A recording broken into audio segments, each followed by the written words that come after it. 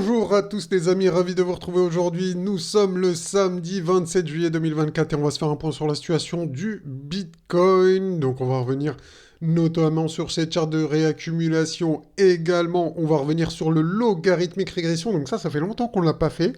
Donc ça va être intéressant. On va se faire une petite mise à jour sur cet indicateur. Donc restez bien jusqu'au bout de la vidéo. On va également revenir sur cette pattern de mégaphone. Donc on va revenir dessus. On va voir où nous en sommes exactement.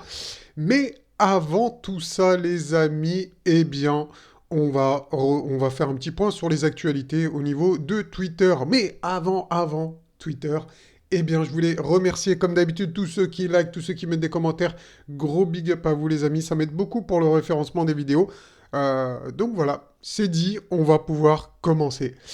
Euh, alors juste, comme première info, on a cette petite charte, je vous en ai parlé, hein, mais je recommence toujours par la dernière.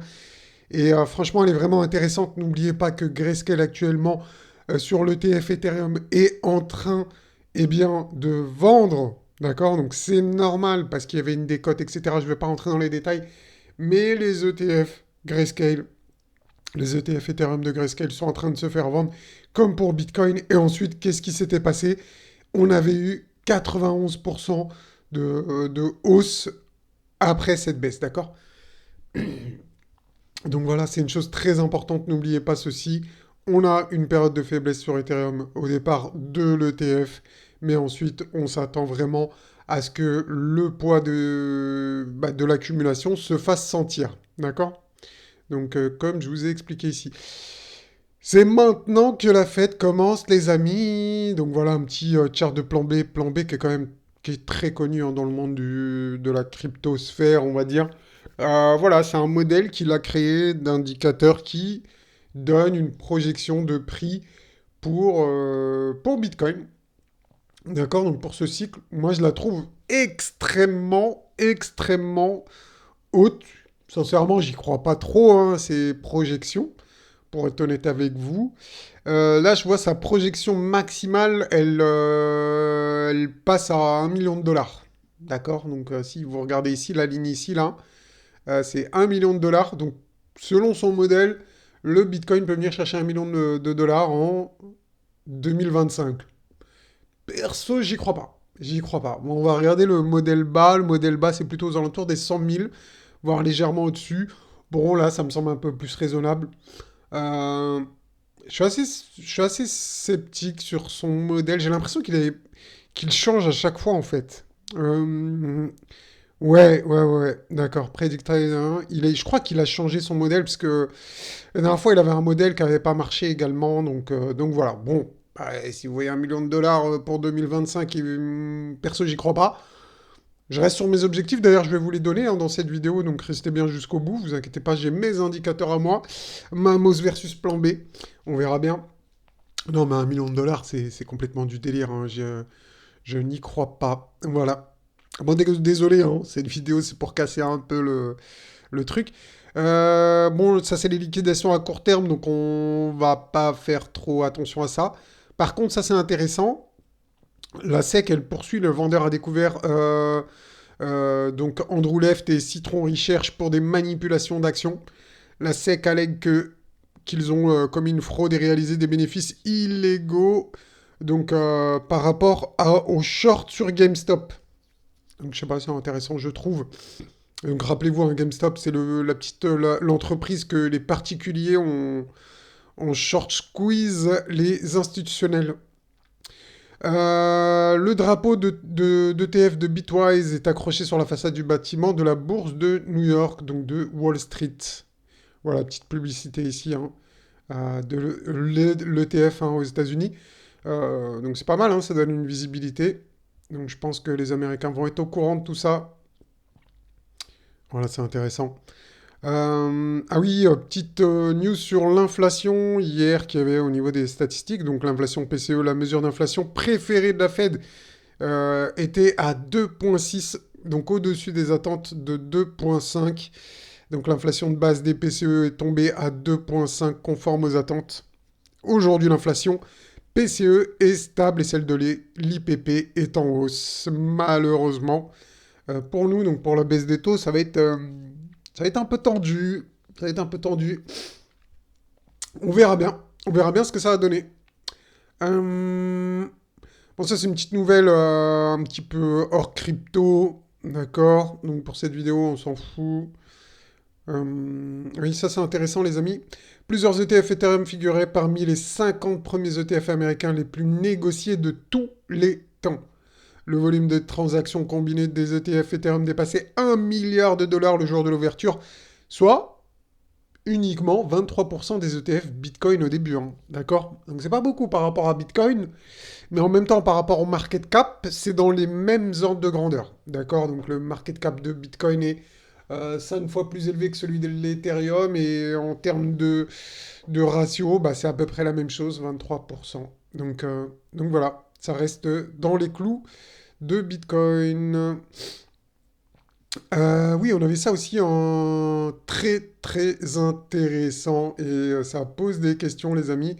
Les dirigeants américains, donc des sociétés hein, du Nasdaq, etc., hein, des sociétés cotées en bourse, abandonnent leurs actions à leur rythme le plus rapide depuis au moins 10 ans.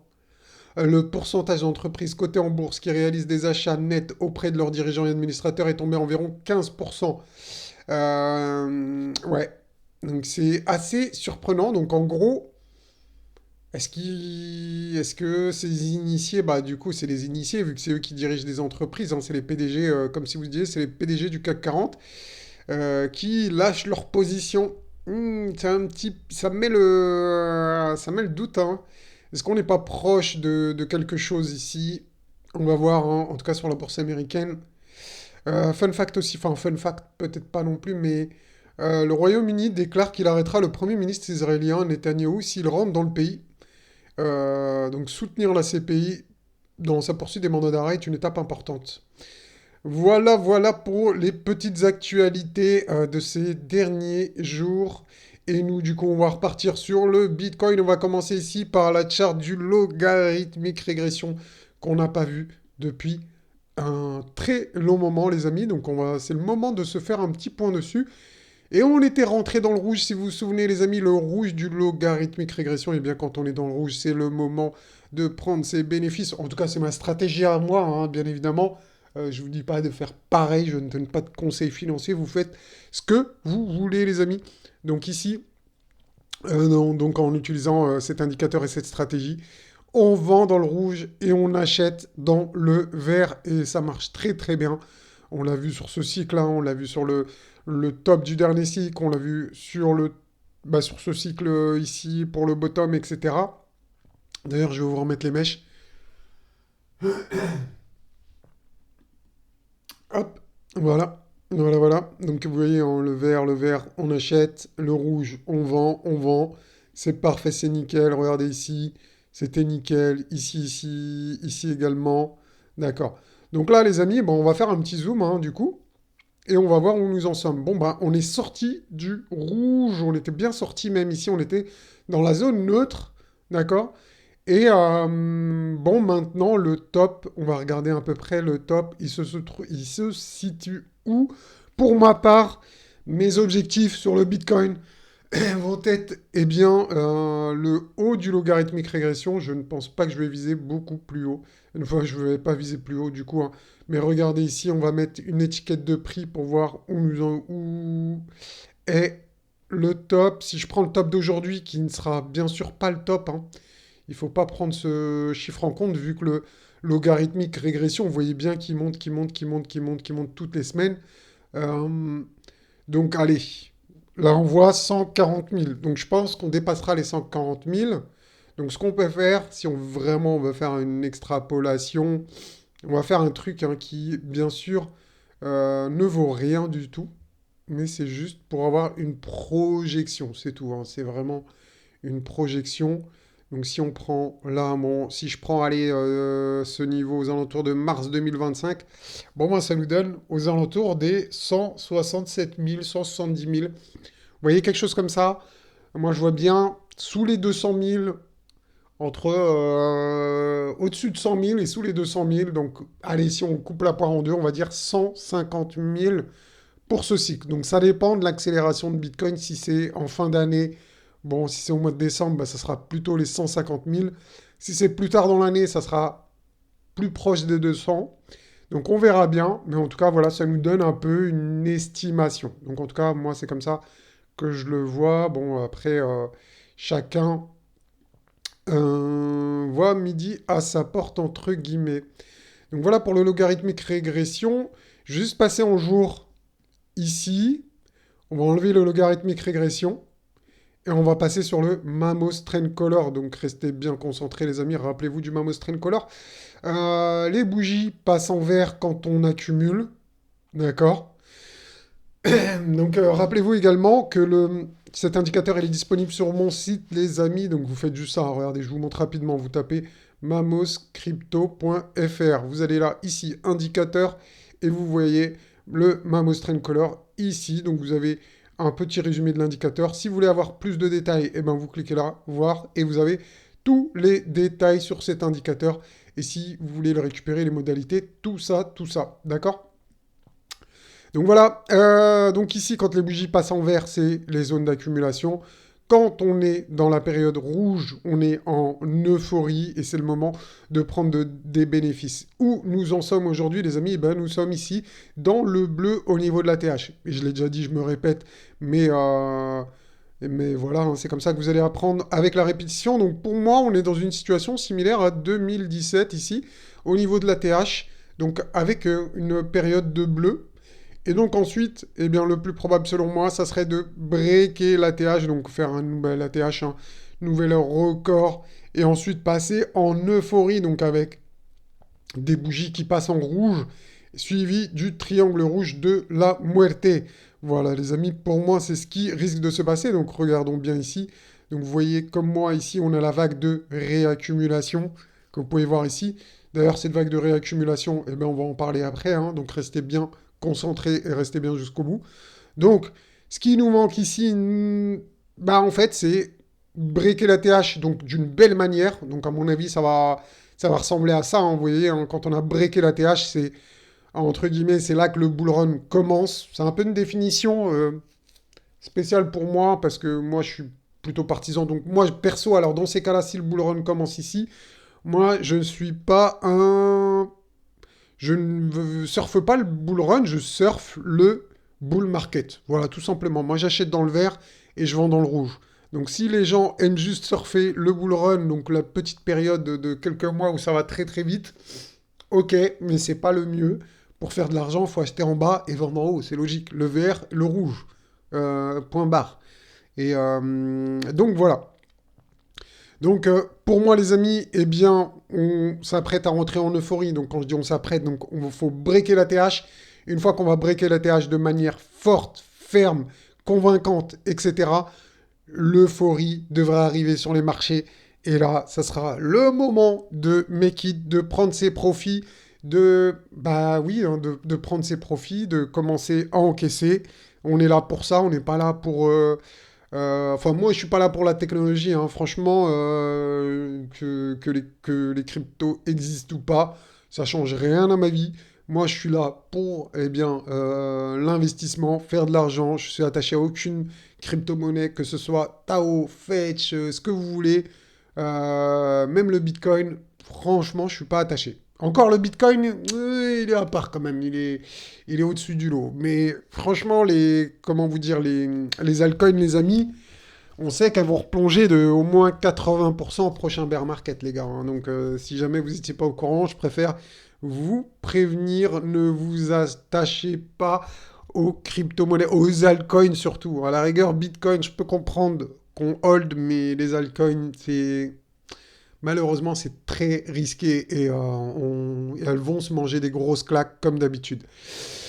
Donc voilà pour le Mammoth Train Color, on attend l'euphorie avec impatience pour passer à la suite. Revenons sur la charte de réaccumulation, cette charte de réaccumulation qu'on avait vue depuis pas mal de temps, on avait parlé, oui, il nous faut un spring sur cette charte de réaccumulation parce qu'on va rentrer en phase C, etc. Ça c'est bien prévu comme bien la charte, franchement, j'ai envie de vous dire, elle est respectée, mais à la lettre, à la virgule, au point près, tout est nickel. Donc est-ce que j'ai un doute sur cette vague de réaccumulation? Non, non. Non, non, non, les amis, j'ai aucun doute là-dessus. Euh, voilà, ce à quoi je m'attends. Donc là, on a fait le LPS. Je vous ai déjà parlé des LPS. Vous ne savez pas c'est quoi, mais qu'est-ce que tu racontes LPS? Mais je crois que tu l'as dit, mais je me souviens plus.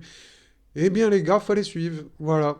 Alors, allez, regardez les vidéos. Les vidéos sont en ligne. Si vous avez besoin d'explications supplémentaires, bah, vous pouvez les retrouver. Et voilà, tout simplement. Et c'est gratuit, hein. Ne l'oubliez pas. Donc, ça vaut bien un petit like quand même pour tout ce travail, les amis, s'il vous plaît. On like et on commente. Voilà, voilà. Donc, moi, personnellement, je m'attends à un retour sur les résistances, comme anticipé depuis belle lurette maintenant. Donc, à faire quelque chose comme ça, hein. SOS, un sign of strong, un signe de force, pumper jusqu'à la TH, oui, c'est la TH, hein, les zones de résistance. Euh, Temporiser au niveau de la TH, faire une pause ici, d'accord?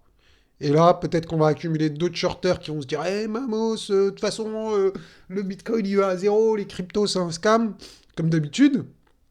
Une fois qu'on aura bien piégé ces petits shorters, voilà, eh bien le marché ira les short squeeze en faisant un gros pump. Tout simplement aussi simple que ça, les amis. Vraiment aussi simple que ça. Pour terminer cette charte, les amis, eh bien, nous allons voir ici la pattern en mégaphone. Hein, j'ai envie de dire, bon, on peut lui donner des noms, plein de noms. C'est pas l'important. L'important, c'est de voir ici. Donc, la figure technique, dès qu'on va breaker la TH, donc tout coïncide, les gars. Hein, donc, on va breaker la TH de ce niveau de résistance. On va avoir une impulsion haussière pour aller chercher l'objectif. Donc, on reporte ici en mesurant la taille entre ce creux et cette résistance. Donc on la reporte ici. Et donc l'objectif, c'est les 97 000 dollars sur cette figure. Donc voilà, qui serait un objectif excellent. Enfin, excellent. Pas vraiment excellent, mais voilà, hein, ça serait vraiment déjà un objectif pas mal. Est-ce que ça veut dire qu'on va le faire en 2 semaines? Non. Rappelez-vous, on avait vu plein de figures, que ce soit sur Ethereum ou sur Bitcoin. On avait vu des tas de séances, des choses comme ça. Ça avait mis des mois et pendant tout ce temps-là, il y en a comme d'habitude qui n'y croyaient pas, qui disaient mais non, j'y crois pas ta figure, machin. Ça met des mois, donc ça peut mettre 2 mois, 3 mois, 4 mois, 5 mois, mais on va y arriver. C'est juste ça, les gars. 97 000 dollars. Une fois qu'on aura validé cette figure en breakant ce niveau de résistance, on ira à 97 000 dollars. Moi, j'y crois à 100%, je n'ai aucun doute là-dessus. Voilà les amis, c'était tout pour aujourd'hui. Si vous avez kiffé, n'hésitez pas à liker, à me dire ce que vous en pensez en commentaire. Et moi, je vous dis à bientôt les amis. Ciao, ciao.